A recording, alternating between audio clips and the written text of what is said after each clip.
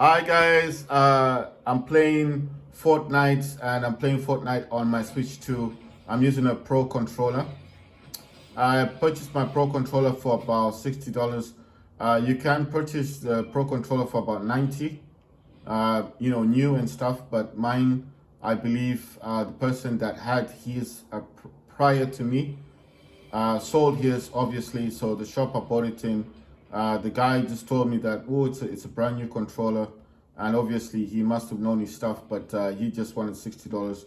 So I paid that amount, grabbed myself the Pro controller, and I can safely say I'm so happy I did buy it, because I did buy the wired controller, and I didn't think that I would need the Pro controller, because I thought, well, I got the wired one, why do I need to have the Pro controller? But I can tell you something, if you don't have a Pro controller, you're not really getting the most out of your Switch 2.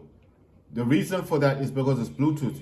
There's no cables. You can actually connect it to your docking system if you want to, and this is just basically only if you feel like you want to.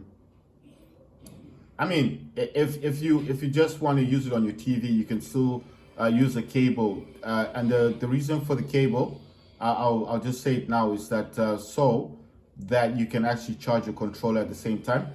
But how can you tell it's actually charging? You have to go into system settings, go to controllers and accessories, go to change grip order, and then in that grip order thing, you have to press the button on the button I'm talking about is the one at the front here next to the Type C thing, the same one you use to connect your Pro controller to the Switch 2 in the first place. That's one you press, and then it'll highlight the controller, and after it's highlighted the controller, you'll actually be able to see a little indicator showing the battery. It doesn't show the percentage, but it does show it changing color. So it's normally like black, it'll change to green with a little lightning indicator, and that's to say that it's actually charging. And that's how you know. You can actually tell. What the hell? This person's right behind me. Oh, come on. Oh, the famous jumping is back. Right. So basically, what I'm saying is this: when you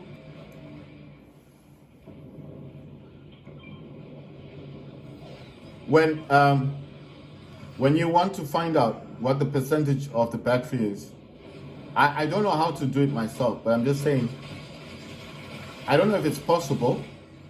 It might be possible to do. Man, the same person.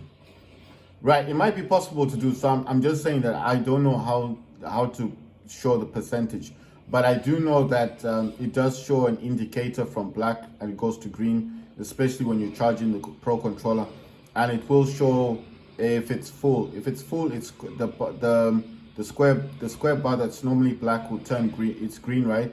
It'll be all green. If it's halfway through the green thing, the bar thing, then you know that it's like it needs charging. So how do you charge it? It's easy. You just need to use your thingy. What you call this? You can use any cable, any Type C cable. Like I said, you can even use a cable that's meant. You can even use a cable that is meant for your phone to charge. So you do not need to have a specific cable when using for charging your Pro controller. So it's not necessary for you to buy some special cable just to connect the Pro controller for charging. So that's what I'm trying to say. How long does it take to charge? It's from my understanding, it doesn't take long. It's just merely like a few minutes. I think the one that I did for mine,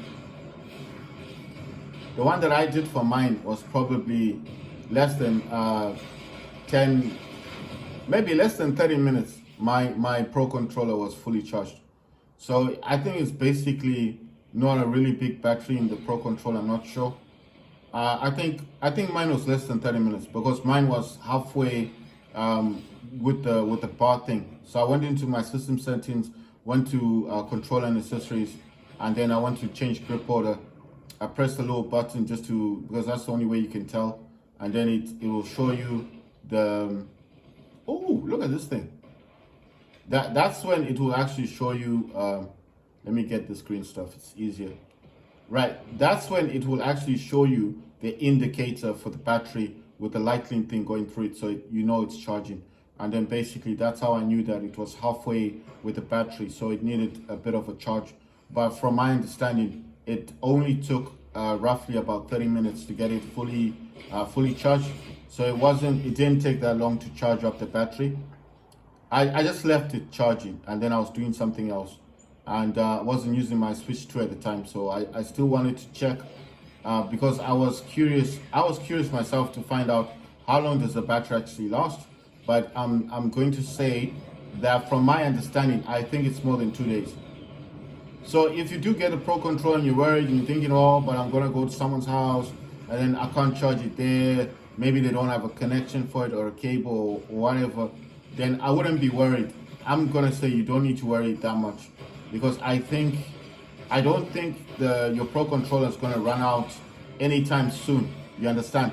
So if you're going to a friend's house and they don't have a Type-C connection, make sure to connect any cable you've got, like a phone cable, to your Pro controller, and just check it in your system settings on your Switch 2, and make sure go to the controllers and accessories, and then check where it says change grip order. Just press A, and then reconnect it by pressing that little button at the front of your controller, the front, and it will pop up. You just want it to pop up because it won't be showing, right?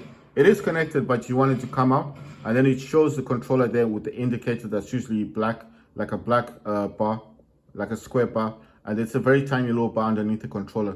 And then when you put any Type-C cables into your Pro controller, it actually turns green with the lightning thing going through it. And then you will actually be able to tell that, okay, it's not fully green. It's like kind of like a bit green, and then the rest of it's kind of faded out, so you know it needs charging.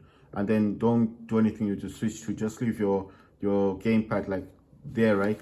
And don't do anything with it. It still be showing it's charging. And do something else. And then after about 30 minutes, just check on it. It should be all the way through, like green. And that's what I did with mine. So I think just fully charge up your Pro controller before going to your friend's house. And then when you're at your house, back in your house, you can just charge up your controller again. Like I said, even a phone cable will do. So if your phone's got an Android phone, just ask them to borrow that cable and the adapter. You don't need to use the Switch 2 charger or adapter, or whatever you want to call it. You can just use any adapter. I mean, any charger, a phone charger will do. So if your friend's got an Android phone, just ask them, or iPhone 15 or 16 Pro, because those use the Type-C cables. Just ask them and say, look, can I just borrow your cable and your adapter? And be like, oh, but what do you want to do? I just want to charge my Pro controller. Oh, but it's only 5 watts. It's very small voltage. Just tell them it's cool. It's okay. It will still charge. It might charge a bit slow, but it will still charge your Pro controller. And like I said, I've done my test, so I know mine took about 30 minutes to charge, but that's because I wasn't looking at it that much, so maybe I didn't pay much attention, but I was doing something else and I left it. I didn't do anything else with the Switch. It was a test for me. I just wanted to find out how long it takes, and if it was actually going to charge it properly. You understand? So I was a bit skeptical, but it's safe to say that any cable, even a phone cable, will charge your Pro controller. So you don't need a special cable. So that's what I'm saying. You don't need a special cable. So if your friend's got a phone, right? That phone's got an adapter, right? So basically you can just borrow the cable and adapter. Just say, look, I want to charge up my Pro controller, and that's it. So that's what I'm trying to say. Don't go out there buying some expensive adapter and cable because of this Pro controller.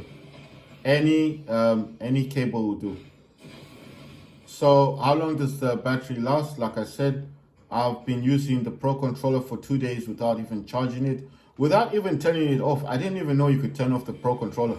You just have to press that little button that's next to, you know, when you first connect your Pro Controller to the Switch 2, just press that little button and it will, the indicator will go off a little bit. It's almost like it's searching for something, but it's actually turning off.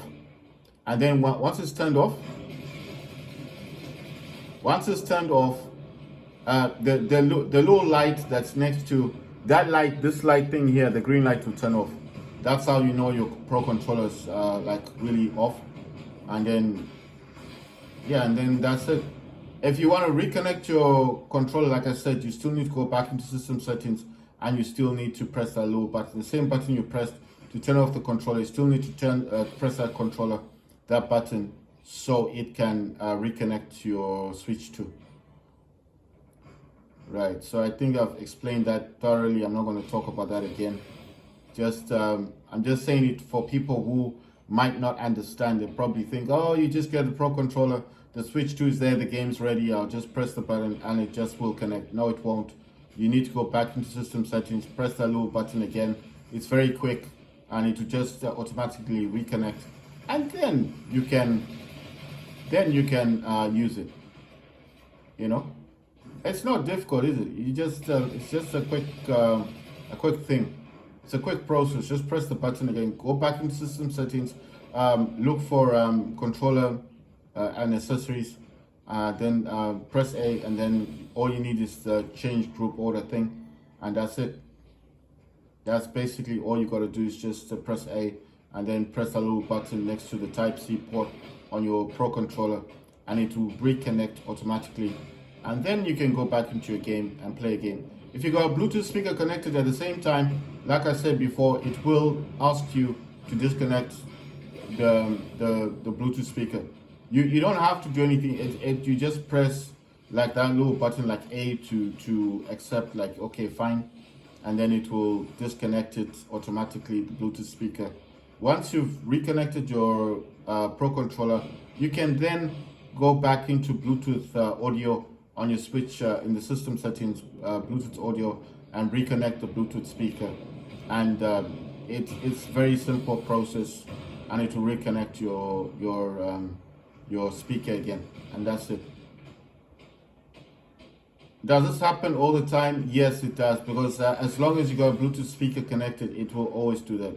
I've found that. Maybe they will produce something in the future that doesn't require that, but I'm just saying that that's what I noticed. So I'm not sure. I'm not saying that it's a definite, like it's always gonna be like that. I'm just saying it could be like that. I wonder if is gold higher than the blue, because I'm just taking them and not really knowing. Let me try and find some enemies. Right, so like I said, if you got a Bluetooth speaker connected at the same time and you're trying to reconnect your Pro Controller, it will ask you to disconnect your Pro Controller. So no, to disconnect the Bluetooth speaker before it connects to your Pro Controller. I mean, I've got the Switch 2, and I am obviously playing games on this, so I know what it does. If you want to turn off the Pro Controller, just press that little button, the same button you pressed the first time, and obviously for connecting, and that's the one that turns it off.